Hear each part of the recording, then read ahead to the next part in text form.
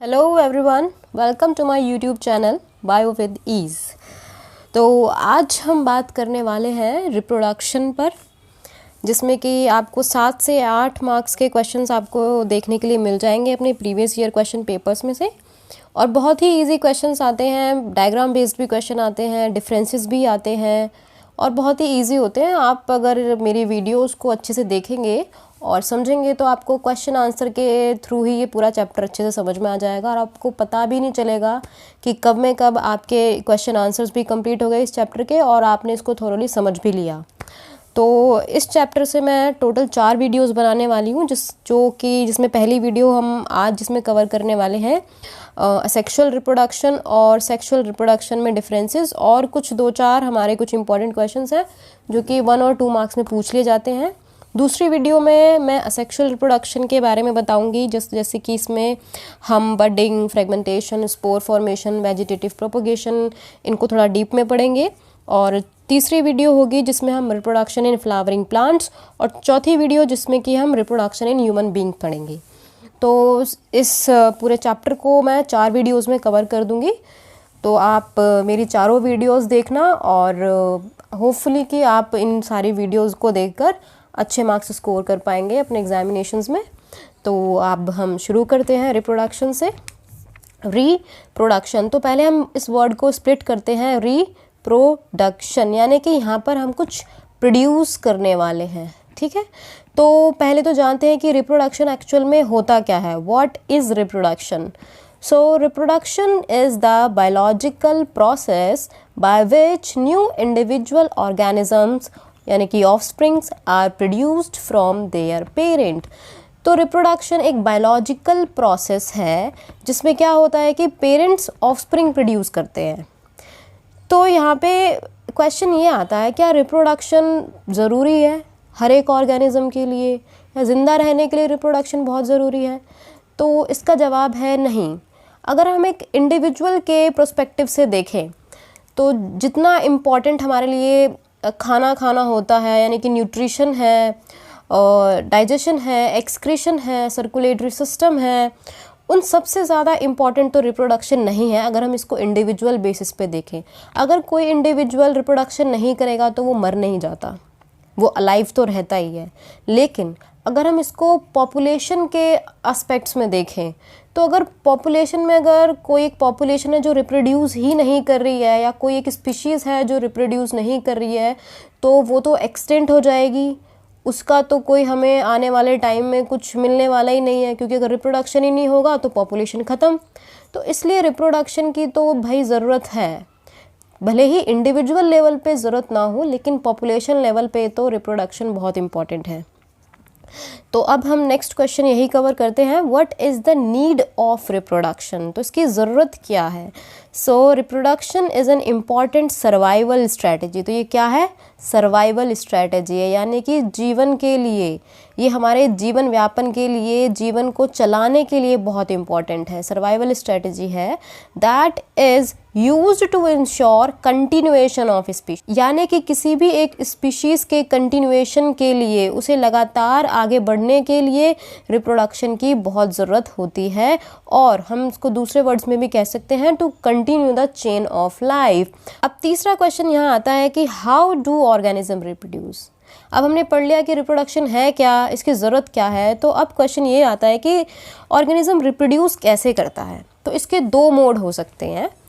तो पहला मोड तो है हमारा एसेक्सुअल रिप्रोडक्शन और दूसरा है सेक्सुअल रिप्रोडक्शन, ठीक है। तो अब अगर हम एसेक्सुअल की बात करें, एसेक्सुअल होता है यूनिपेरेंटल। यूनिपेरेंटल का मतलब क्या है यहाँ पे कि सिंगल पेरेंट इन्वॉल्व है, यहाँ पे एक सिंगल पेरेंट से ही रिप्रोडक्शन हो सकता है। वहीं पे सेक्सुअल रिप्रोडक्शन जो होता है वो बाई पेरेंटल होता है। बाई का मतलब होता है दो, यानी कि यहाँ पे 2 पेरेंट इन्वॉल्व होते हैं। अब यहाँ पे सेकंड जो डिफरेंस है वो है नो फ्यूजन ऑफ गैमेट्स। अब यूनी पेरेंट है, ये कि सिंगल पेरेंट है, तो यहाँ पे कोई भी फ्यूजन ऑफ गैमेट नहीं होता। सिंगल पेरेंट ही कैपेबल होता है अपने ऑफस्प्रिंग को प्रोड्यूस करने के लिए। और सेक्सुअल रिप्रोडक्शन में क्या होता है कि गैमेट्स का फ्यूजन होता है। It involves fusion of male and female gametes. क्योंकि यहाँ पे दो इंडिविजुअल हैं तो उनके जो गैमेट्स होते हैं वो फ्यूज़ होते हैं, उसके बाद ही कोई नया इंडिविजुअल प्रोड्यूस होगा। तीसरा डिफरेंस है offspring genetically identical to parent. अब क्योंकि यहाँ पे क्या हो रहा है कि कोई भी गैमेट फॉर्मेशन नहीं हो रहा, एक ही पेरेंट इन्वॉल्व है, तो जो ऑफस्प्रिंग होगा वो कम्प्लीटली आइडेंटिकल होता है अपने पेरेंट से। आइडेंटिकल का मतलब यहाँ पे है कि हूबहू सेम, उसका जेनेटिक मेकअप भी यानी कि उसका जो डीएनए होता है वो भी अपने पेरेंट के जैसा सिमिलर ही होता है, उसमें कोई वेरिएशन नहीं होता। वहीं पे अगर हम सेक्सुअल रिप्रोडक्शन की बात करें तो offspring is genetically mix of parents genetic material not identical. तो यहाँ पर क्या है कि जो ऑर्गेनिज्म है वो अपने माता पिता के जेनेटिक मटेरियल का मिक्सचर होता है, तो यहाँ पे हमें वेरिएशन भी देखने के लिए। और जो ऑफस्प्रिंग होता है वो आइडेंटिकल नहीं होता। नॉट आइडेंटिकल का मतलब क्या है कि जेनेटिकली आइडेंटिकल नहीं है। फोर्थ डिफरेंस है less energy and resources require, और इसमें ज़्यादा एनर्जी की ज़रूरत नहीं होती और ना ही ज़्यादा रिसोर्सेज की ज़रूरत होती है, और ये फास्टर रेट से होता है। वहीं पे सेक्सुअल रिप्रोडक्शन में बहुत ज़्यादा एनर्जी कंजप्शन होता है और बहुत सारे रिसोर्सेज की भी ज़रूरत होती है, और ये स्लोअर रेट से होता है। और फिफ्थ डिफरेंस है एसेक्सुअल रिप्रोडक्शन में chances of genetic variation is only through random mutation. अब क्योंकि मैंने आपको बताया है कि यहाँ पे वेरिएशन नहीं होती, क्योंकि यूनिपेरेंटल है, कोई यहाँ पे गैमेट्स का फ्यूजन नहीं हो रहा, कुछ नहीं हो रहा, तो यहाँ पे जेनेटिक वेरिएशन नहीं होते। अगर होते भी हैं तो वो म्यूटेशन की वजह से होते हैं। और सेक्सुअल रिप्रोडक्शन में जेनेटिक वेरिएशंस होते हैं क्योंकि यहाँ पे मेल और फीमेल के गैमेट फ्यूज़ होते हैं और एक नया कॉम्बिनेशन बनाते हैं। सिक्स्थ डिफरेंस है not very useful for natural selection in evolution of species, यानी कि नेचुरल सिलेक्शन में इसका कोई ज़्यादा रोल नहीं है। अब ये भी हम अच्छे से समझने वाले हैं, पहले सेक्सुअल रिप्रोडक्शन का भी देख लेते हैं। Highly useful for natural selection in evolution of species. अब देखिए इसका मतलब समझिए। अब नेचुरल सिलेक्शन क्या है? क्या होता है कि इन्वायरमेंट में चेंज आता रहता है। अब जैसे जैसे इन्वायरमेंट में चेंज आता है वैसे वैसे ऑर्गेनिज्म को भी खुद में चेंज लाना पड़ता है। लेकिन एसेक्सुअल रिप्रोडक्शन में क्या है कि जेनेटिक वेरिएशंस में चेंज नहीं आता। जेनेटिक जैसा पेरेंट का है वैसा ही ऑफस्प्रिंग का भी होगा। तो यहाँ पे चांसेस होते हैं कि नेचर जो है उस ऑफस्प्रिंग को रिजेक्ट कर, तो इसलिए यहाँ पे नेचुरल सिलेक्शन कुछ ज़्यादा यूज़फुल नहीं है।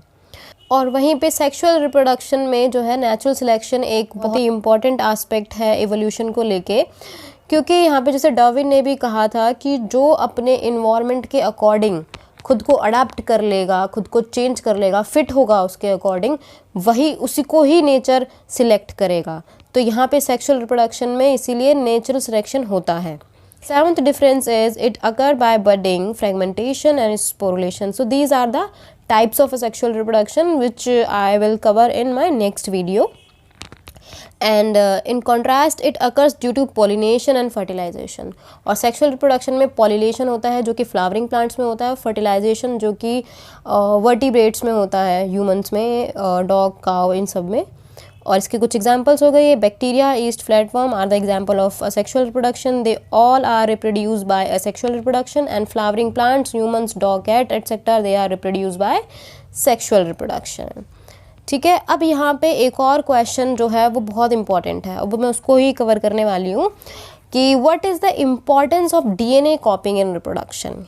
कि जो डीएनए कॉपी होता है, हम यानी कि जो डीएनए हमारा पेरेंट से हमारे अंदर आया हुआ है उसकी क्या important. It carries the genetic information from parents to offspring. DNA जो कॉपी होता है उसी की वजह से क्या होता है कि हमारे अंदर हमारे पेरेंट्स के जीन्स आते हैं, यानी कि उनका डीएनए हमारे अंदर आता है, जिससे कि हम उनके कुछ करेक्टर्स जो होते हैं वो इनहेरिट कर पाते हैं।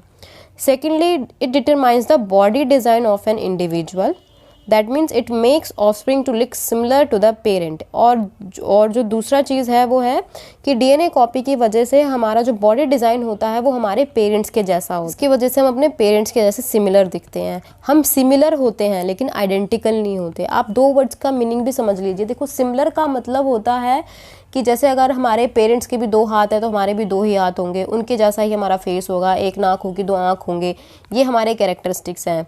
ठीक है, और देखो आइडेंटिकल का मतलब होता है हूबहू, बिल्कुल सिमिलर। जो कि एसेक्सुअल रिप्रोडक्शन में होता है, क्योंकि यहाँ पर कोई डिफरेंस हमें देखने के लिए नहीं मिलेगा कि जो ऑफस्प्रिंग है और पेरेंट है उसमें कुछ भी डिफरेंस हो, क्योंकि यहाँ पे जेनेटिक में कोई डिफरेंस नहीं होता, इसीलिए लुक में, मॉर्फोलॉजी में भी कोई डिफरेंस हमें देखने के लिए नहीं मिलेगा।